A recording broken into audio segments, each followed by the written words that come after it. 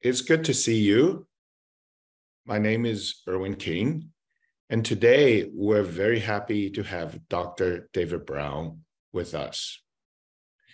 David Brown is a leading researcher in the fields of medical imaging and artificial intelligence system performance evaluation. He received his BS in physics in 1964 from Stanford University and the doctorate from UC Berkeley in 1968.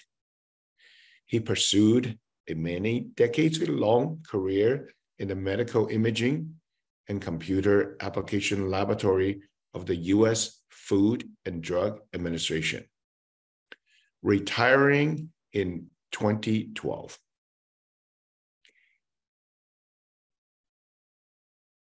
He is a fellow of SPIE as well as INNS. He has been a strong supporter of the INNS for many years, serving as a General Chair of IJCNN in 1999, President, Treasurer, and the Chair of College of Fellows, resulting in his 2022 recipient of the INNS ADA Lovelace Award. He is currently chair of the INNS History Committee, performing interviews of the founders of our field. He also continues to advocate for the importance of statistical rigor in the assessment of AI systems and for the concept of humble AI. AI that takes into account the uncertainties in its conclusions and the limitation in its mandate. So we're very happy to have David with us for this interview. And let's begin, David. Erwin, I'm looking forward to interviewing you in the not too distant future. Okay.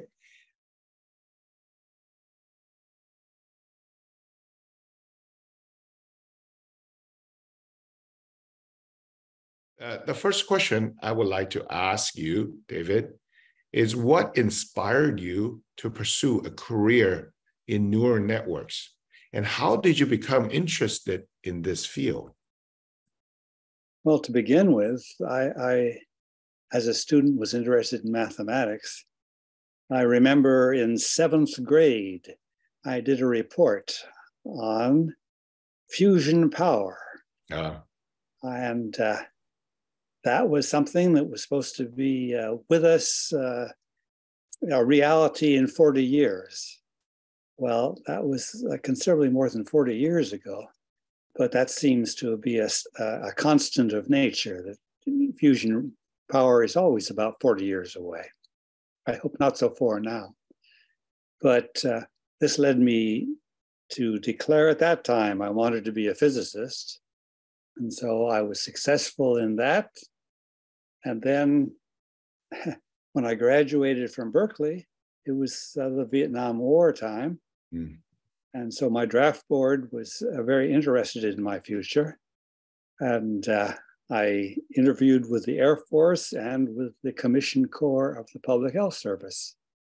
And it turned out that with 2 years in the Public Health Service, that would satisfy my selective service requirement.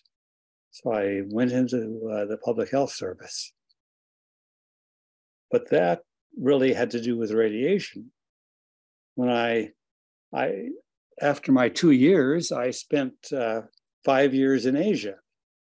And when I returned to this country, I had not only myself to consider, but a pregnant wife as well, and no job.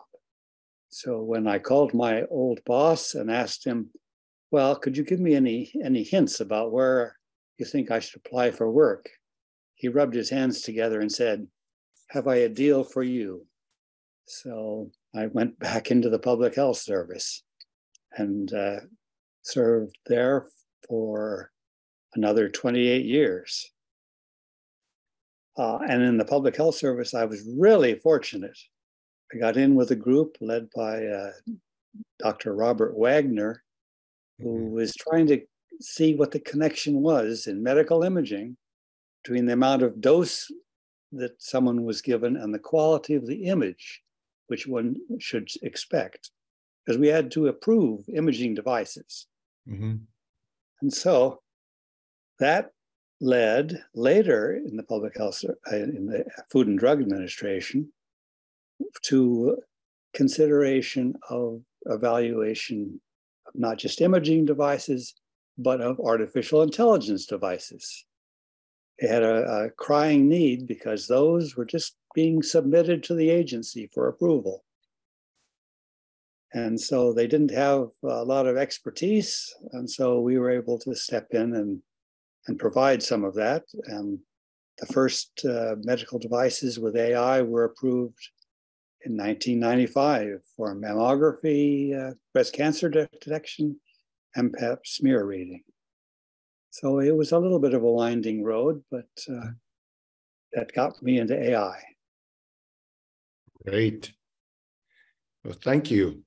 To really reflect back on the wonderful career that you had.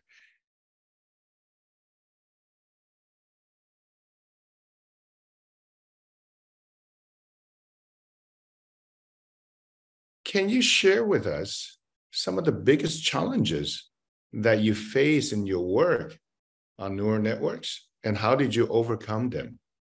Well, I don't think you youngsters quite appreciate the rudimentary character of the computer resources we had early on. I mean, I would sign up for 2-hour blocks with an HP computer, and it would swap out parts of the program while it did work on other parts of the program. So computer resources were a real problem. I remember running a 7-layer neural network, and this ran for over a week to try and get some kind of results. So the success in overcoming that, of course, is to live longer, because that's been the savior of our field, was the development of these super fast computers, which will allow the AI computing, which we're used to today. Now, later, the biggest challenge, of course, getting into the field, one becomes a reviewer of articles for the meetings.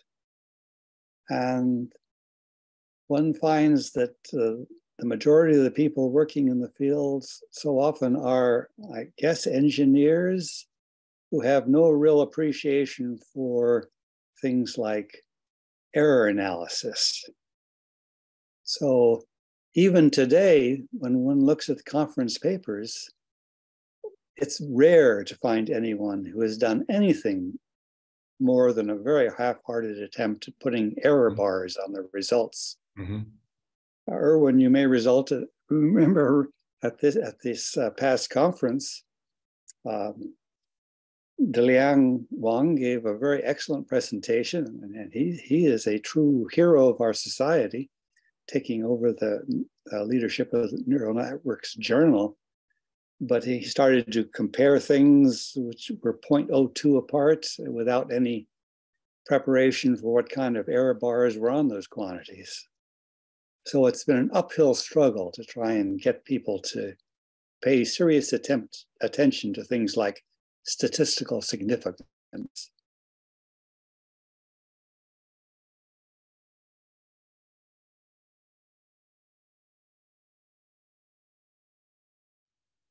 So how has the field of neural network evolved over the course of your career? And what do you think are some of the most exciting development in the field today? Of course, we almost had the death of the field when it was proclaimed that the perceptron was pretty useless and couldn't do even rudimentary calculations. And then, so after the hype and the death, there was the rebirth, and some really exciting work done by some of our founders of our societies, thinking of Steve Roseberg and Bernie Widrow, on how they were able to really move the field forward and give practical, very practical applications, which meant that the field would flourish. And then it seemed to stagnate for a while. Yes. And then this incredible invention of deep learning, just, well, the neural network, but really paying attention to more layers, showed that some incredible progress could be made. So, and now I think we're at another inflection point where we have to see, can we do something that is actually more like the human and can learn on much less data than the deep learning systems have required. There's something that's not quite right there. It seems maybe that is actually a dead end. Yeah. We'll have to see how that develops. Yes. Yes. You know, we have seen the, you know, its ups and downs time during our career. And I really do think that, you know, because of the computational resources that we have, these may not go back to the lows anymore, but we'll continue to, you know, we will continue to improve and get better.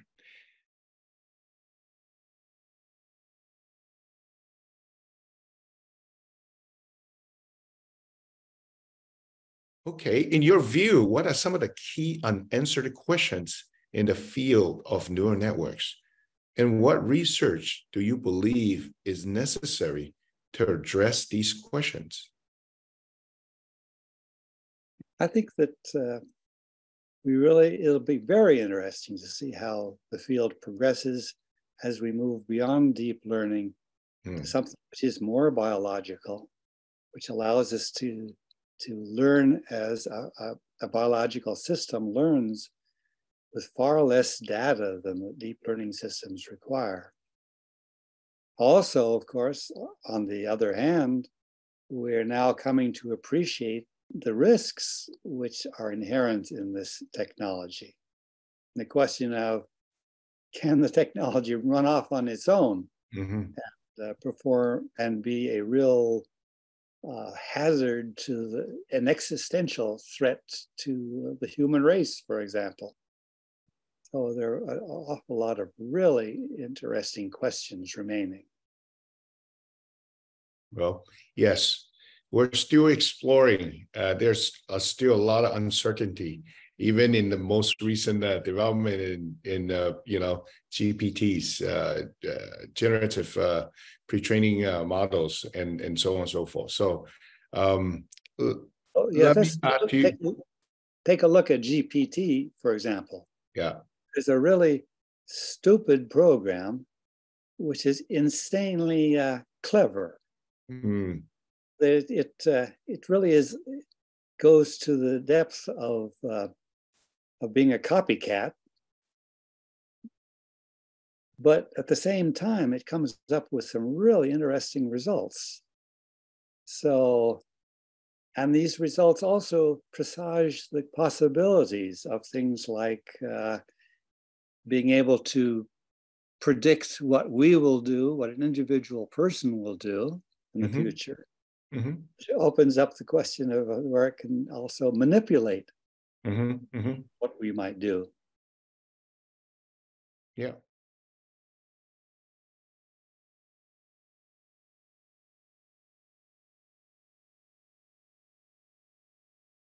So in a similar question, I'd like to ask you is this: neural networks have found their applications in various industries, from healthcare to finance.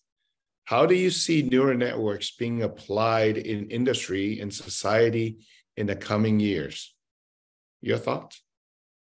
I think there's a real opportunity to do a lot of things regarding the problems which are very pressing. For example, elder care. I think in the medical field, we just don't have enough people to take care of the increasing numbers of the, speaking for myself, speaking of the increasing number of elderly individuals. So I think that's important. I think that something else which is coming into play increasingly now, quite the opposite end of things, is the sex industry, where with AI, one can produce a really convincing robot. Yep. And so in both of these cases, one has a non-sentient being which is able to convince the person it's designed for that it cares about them, that it will do what they want, and act as a human being. Yes, a very provoking thinking right here. And I really feel that we need to discuss more on perhaps, ethical use of neural networks and so on and so forth.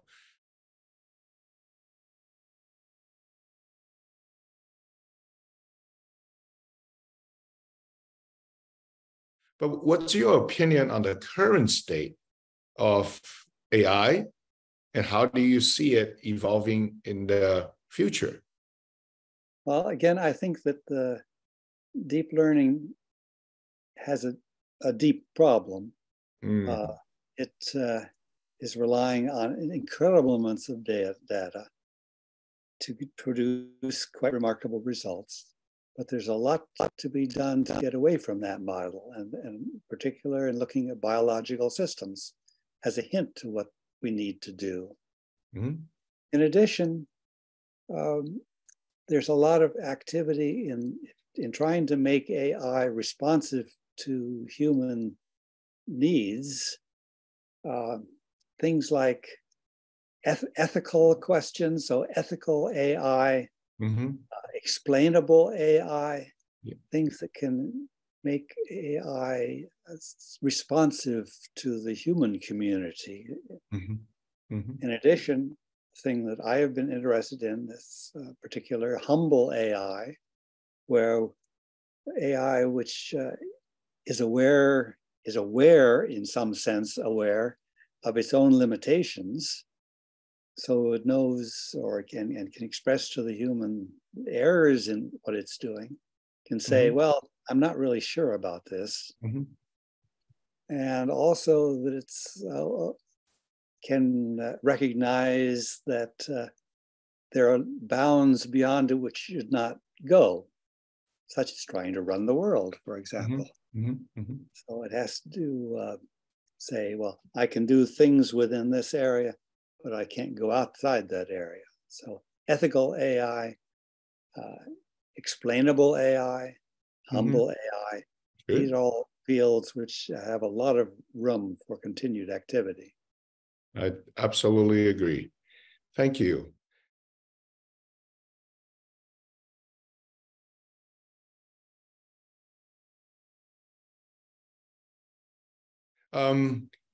We have been in the field of neural networks, and I think a lot of people think, neural networks is the same thing as AI, and machine learning is AI, everything is AI these days. But what role do you see neural networks playing in the development of artificial general intelligence, and what challenges do you think needed to be addressed in this regard? I know that you answer maybe some of the ethical issue, but are there any technical things that you would like to share? Well, it's interesting. I think Asimov had the 3 laws. There's a question of, well, how can you actually program in any laws to a AI system? After all, if everything in the world is connected, then your refrigerator may be answering to a youth in Kazakhstan somewhere. Your your car maybe run off a cliff by, again, some 6-year-old somewhere in the world. Mm-hmm. So we have to be able to have many questions of control. Mm-hmm. And the AI it's hard to see even hardwiring things in, because the AI can always produce new chips with new wiring. Mm-hmm. So it'll be very interesting to see how we can address that kind of question. Good.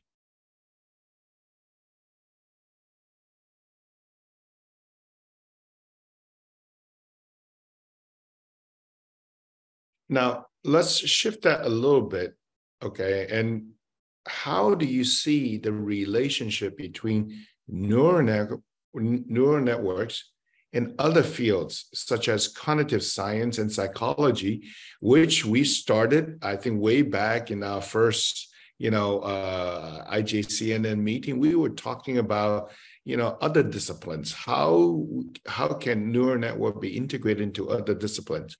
And I would love to hear your thoughts on that. Of course, that's one of the great strengths of INNS. We have, as opposed to IEEE, we have a deep connection with the biologists, with the neurologists. And I think it's very important to maintain that connection and to keep hearing from the neurobiology community at our meetings, because we have much to learn still from our own brains. We have much to learn how these systems will interact with their own brains. I already have mentioned the fact that these systems can be used to know so much about us that they will be able to interact with us psychologically, predict what we are going to do, know what kind of stimulus to give us to get to a particular endpoint. So there's a deep connection between the artificial intelligence and these fields of cognitive science and psychology. And these have to develop in tandem.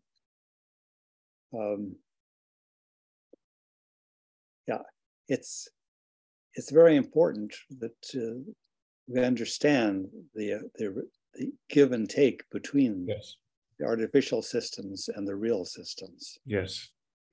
I absolutely agree. I think that these are all very important, and they are integrative. They need to be. If our eventual goal is artificial general intelligence, we need to think about psychology, cognitive sciences, and all that, because they're giving us hints, right, insight into our own selves. So this is a very, very good advice that you have.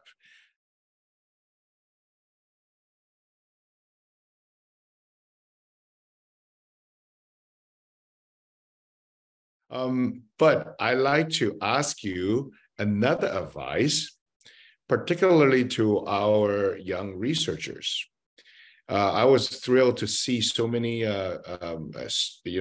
students coming into this past IJCNN meeting, and I think that they are our future. So I'd like to ask, what advice would you give to young researchers who are just starting out in the field of neural networks, and what skills do you think are essential for success in this field?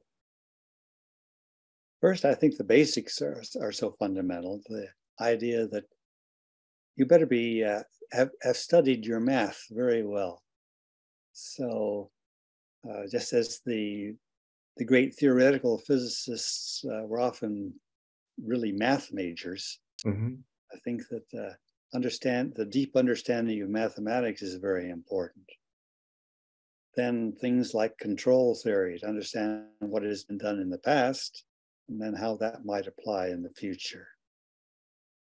But in addition, I think it's very good, given the background of our field, to have some good understanding of neurobiology. try and understand something more about our own brains, because so many things have come from our understanding there that are relevant to artificial intelligence. Very good. Now, in addition, as far as our young researchers, well, I think it's a truism that we want the research. You should try and find something that really interests you and go for it. You need to have a deep understanding of a particular area and see what you can accomplish, what you can provide in that area. Good. Well, as we are, developing our career, your advice for these young researchers will be very, very, very important and useful.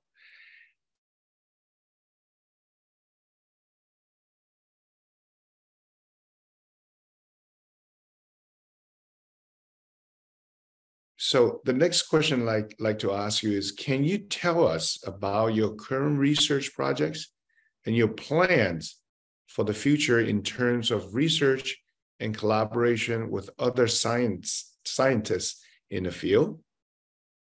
Well, first of all, I should mention that as the chair of the history committee, I think it's important for us to try to capture what we can of our history, as the elders of the field are getting pretty ancient now, and they'll be gone soon. So that's why we've tried to have interviews with these individuals, and then make sure that it's not forgotten how the field has developed. Second, I want to continue nagging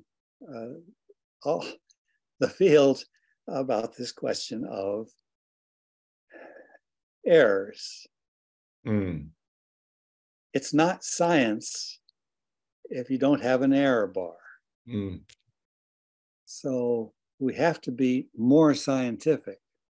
When I was talking about mathematics for young investigators, that includes, very importantly, statistics. Understanding what is statistical significance. Because that seems to be lost in so many of our publications. Yes. And finally, I'm interested now in this area of humble AI. Again, I think that's important to get away from the potential harm that AI systems can produce. That they appreciate in some sense, and that they are transparent enough so that the human user can appreciate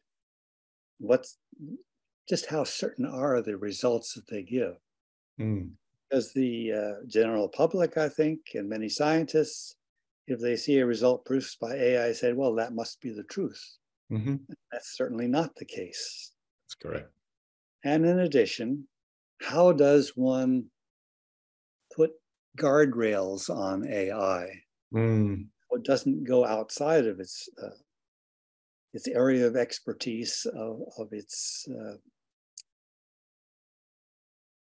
the area where it has the say. It doesn't have a final say over our destiny, for example. Yes. So trying to work on this idea of, again, humble AI. Well, thank you for that feedback.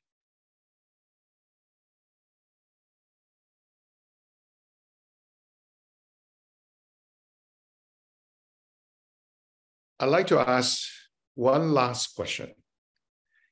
You're one of the giants in our society, INNS society, because you've been through from its really inception and throughout all this, this time when we have ups and downs and you're in various positions serving the community and so on and so forth. I'd like to just ask you whether you have any parting words for our society members or those people who are just doing this research. Any words of wisdom that you would like to share with them to conclude this interview?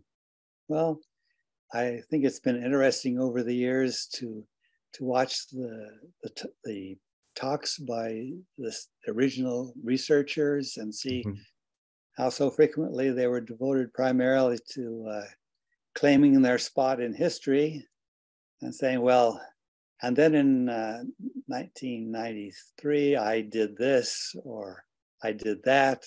I guess it's not just humble AI, but it's humble AI researchers. Got to realize where they stand and what their contributions really mean, try to put that in context with the work of others, because it's a very broad field now. We have to appreciate what everyone does. So we work together, and it's an extraordinarily promising field with a great promise, but also, of course, with considerable risk. Yes. Well, like you said, we all stand on the shoulder of giants. And I really appreciate our interview today. And let's hope, like you said, that we could work together for really the common goal of having humble AI and humble researchers and bettering our society in general. Well, thank you so much, Dr. David Brown, for your time today. And again, wishing you a very, very continuing success in whatever you do. Thank you so much. Thank you very much, Erwin, for this opportunity and for all of your contributions to the society.